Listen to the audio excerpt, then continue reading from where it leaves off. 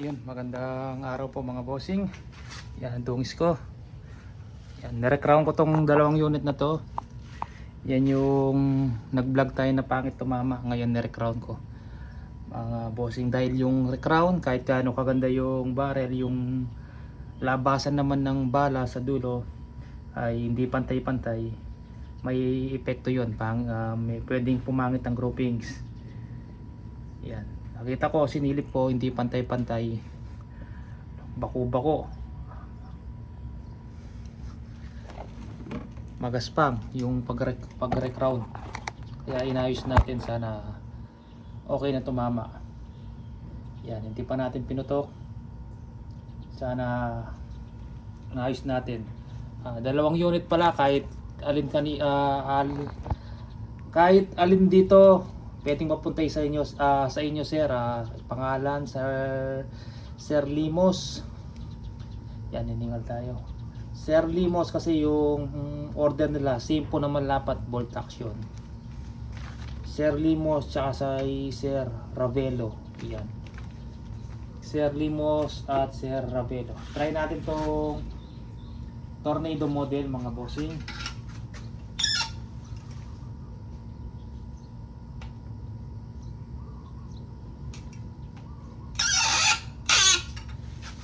Lagay ko lang tong target na maliit mga bossing.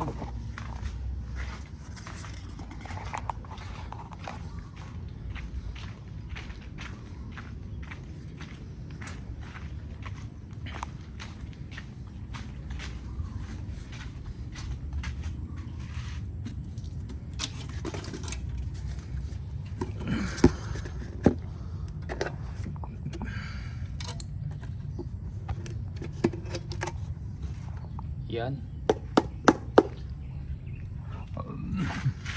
Walang tama.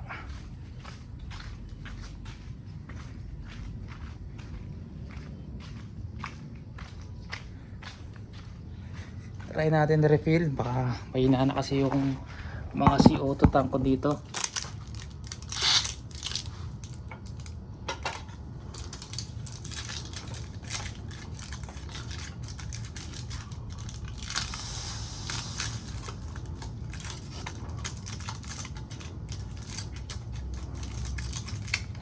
Ito sir, mga bossing, kahit alin po yung mapuntay sa inyo, basta okay tumama. Yan, kahit magpalit po, same naman po na bolt action. Dalawang unit lang po susubukan natin ngayon mga bossing.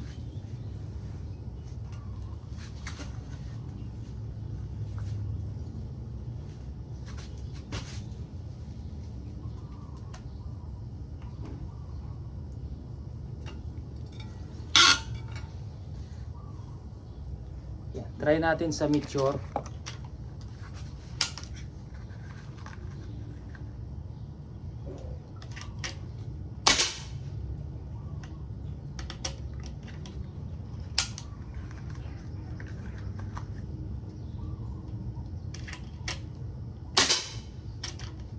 Yun, tumikit.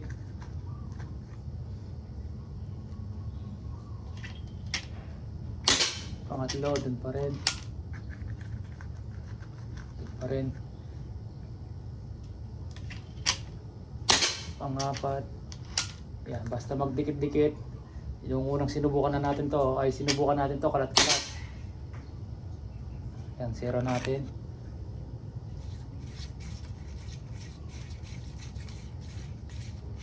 Yan, medyo meron siyang umangat ng konti-konti pero dikit pa rin.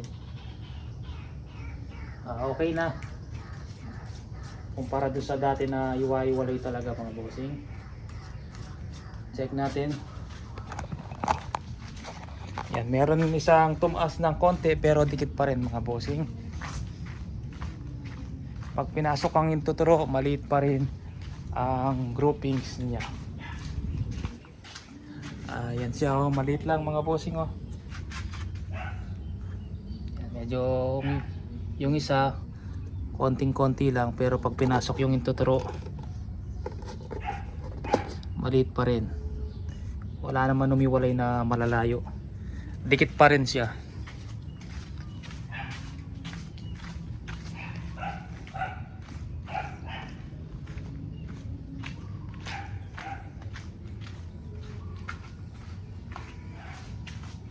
Ito, basta same ang order nila sir, dalawa. Yan, kahit alin dito mga bossing. Basta balot natin yung dalawa, kahit kanino mapunta yung isa. Yan, tornado model to. Yan, okay na to, naka zero na. Ang lock nut na silencer nyo sir, dito sa taas. Baka malagay nyo sa baba. Pag nilagay nyo sa baba, may sayad po siya mga bossing. Ngayon, ito naman yung isa. Yan, same din na bolt action. Same sila na left and right yung hawakan. Yan, magkaiba lang ng konting-konti ang wood stock. Yan, reveal natin.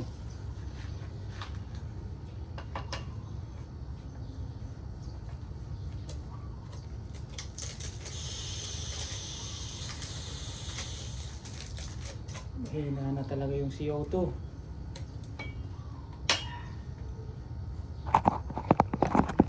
Yan. Sira yung tripod natin. Ang isang CO2 kung may naman pa. Ay, ito marami.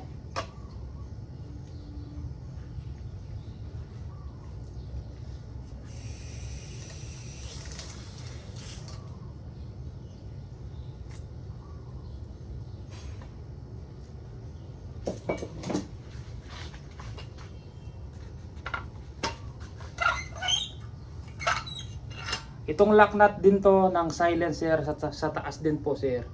Yan. Sa taas din nakalagay.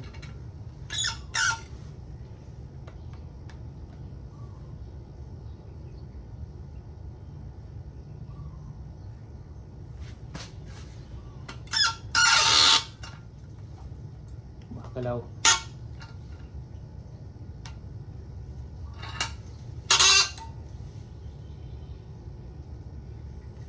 Yan. Ano tayo? Mature din mga bossing.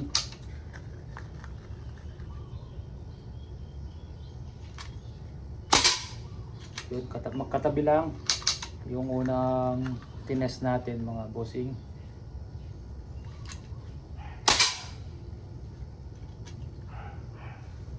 Saan? Pumasok lang. Pumasok siya. Ito sa unang tira.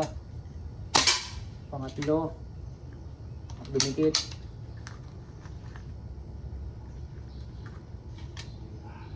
Pangapat, ako bumaba na konti yung pangapat.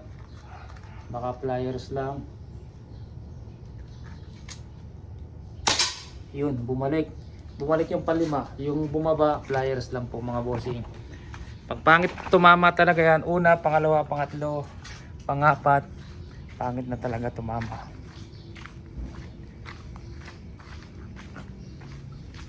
Yan, medyo mababa na konti yung isa mga bossing. Ayan siya. Maliit yung groupings nito, kaya lang may pliers. Mas maliit yung groupings nito kasi doon sa unang sinubukan natin. May bumaba lang pero dikit pa rin mga bossing. Ayan o, napakaliit. Tayo pumasok ng intuturo. Ayan o. Ayan. Pasok pa rin pala sa intuturo yung ano, yung isa. Ayan o, pasok pa rin. Ayan. Pasok pa rin, maliit pa rin. Panalo pa rin sir. Ayos tumama.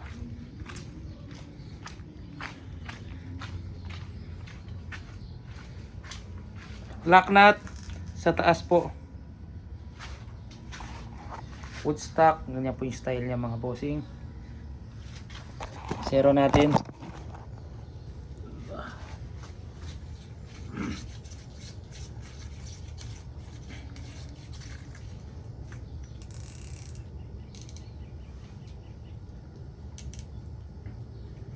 May nagsabi sa atin mga bossing, i-test daw natin ng actual yung hindi nakagato. Pag daw ginato natin, napakagandang tumama.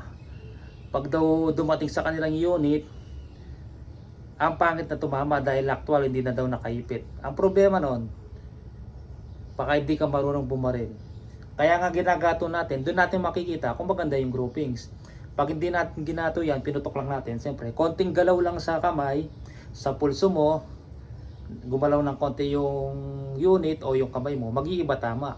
hindi natin mapapakita kung maganda nga tumama dahil konting galaw, gumagalaw yung tama ng bala dahil hindi nga nakaipit, hindi naka-fix yung airgun, gumagalaw, malikot ang kamay mo, or minsan pag gumalaw mag-iiba talaga yung tama, pumapangit ang groupings. Baka akala nila pangit ang groupings kahit maganda. Hindi kagaya sa gato, pag nakaipit steady lang yung airgun, dun mo makikita kung pangit o maganda yung groupings, kaya iniipit natin.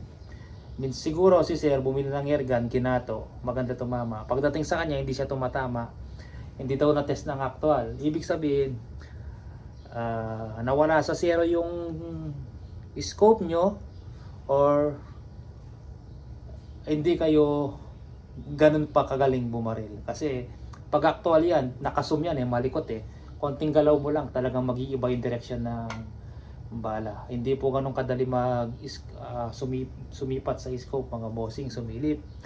Baka akala nila porket naka-scope ka madali nang tamaan yung target.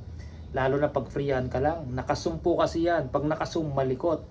Pag tinutok mo sa target, malit yung target. Konting galaw lang, pag binaril mo, pinutok mo, yan. So, pagkalabit mo, medyo matigas ang trigger, gagalaw ng konti yung kamay mo, mag-iiba yung direction ng tama mga bossing. Ganun po. Baka akala ni sir, tsaka yung iba pag naka-scope, madali lang bumaril. Kung nakagato ka at may patungan ka, pero kung wala kang patungan, mahirap pong bumaril na naka-scope mga bossing.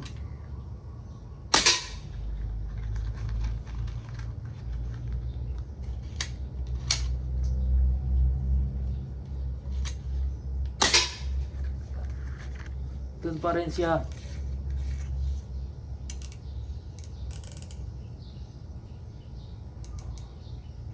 Yan, nakasera na po.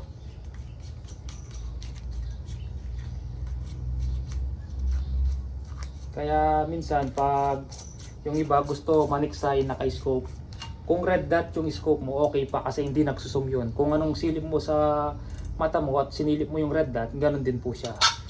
Hindi kagaya ng ganitong scope, pag sinilip mo siya sa mata mo sa tubig, pag sinilip mo sa scope, lumalapit, nakasum, mas malikot. Yan malikot siya. Yan, lalo na pag freehan na ganyan, konting galaw lang, maliit yung target mo, hindi ka na talaga tatama mga bossing. Yan, baka ganun yung nangyari kay sir. Maganda daw tumama nung nakagato, pag actual daw, ibig sabihin, yung bumabaril yung may problema, or nawala sa zero yung scope. Yan. Bukas na mapapadala to mga bossing, nahuli po sa kasi inayos ko pa. Ito kasing natirang ito, yung pangit na tumama na kalat-kalat, yung lalayo. Ngayon nire-crown natin at ngayon napaganda natin yung tama. Pasilip ko sa inyo, dati pinakita ko doon sa isang vlog ko na yung pagka-recrown hindi pantay-pantay yung dulo ng barrel. Ayan, pantay-pantay na po ito mga bossing, inayos natin. Iyan pantay. Dati baku-baku siya, kaya siguro pangit tumama.